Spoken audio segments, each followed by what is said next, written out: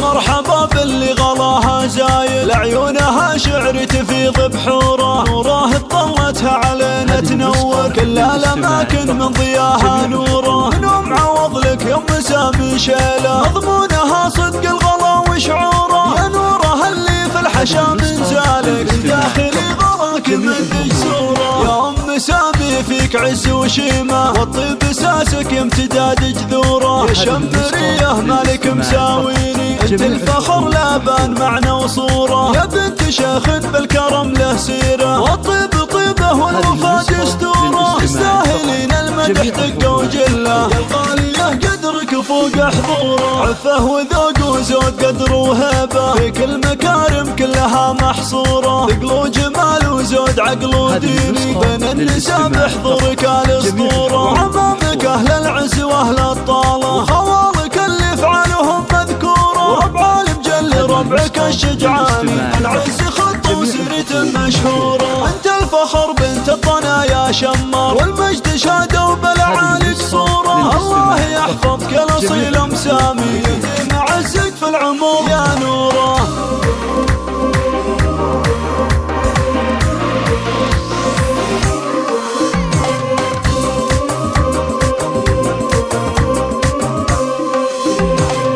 مرحبا باللي غلاها زايد، لعيونها شعر تفيض بحوره، نوره طلتها علينا تنور كل الاماكن من ضياها نوره. منو معوض لك يا ام سامي شيله، مضمونها صدق الغلا وشعوره، يا نوره اللي في الحشا من زالك، داخلي غلاك من دجسوره. يا ام سامي فيك عز وشيمه، والطيب اساسك امتداد جذوره، يا شمريه مالك مساويني، انت الفخر لابان معنى وصوره، يا بنت شيخ بالكرم له سيره، والطيب طيبه والوفا دستوره، تستاهلين المدح دقه وجله، يا الغاليه قدرك فوق حضوره، عفه وذوق وزود قدر وهيبه، فيك المكارم كلها محصوره، ثقل وجمال وزود عقل وديني، بين النساء بحضورك الاسطوره، عمامك اهل العز واهل الطاله، خوالك اللي افعالهم مذكوره، وربع المجل ربعك الشجعاني، ذا العز خط وسيرة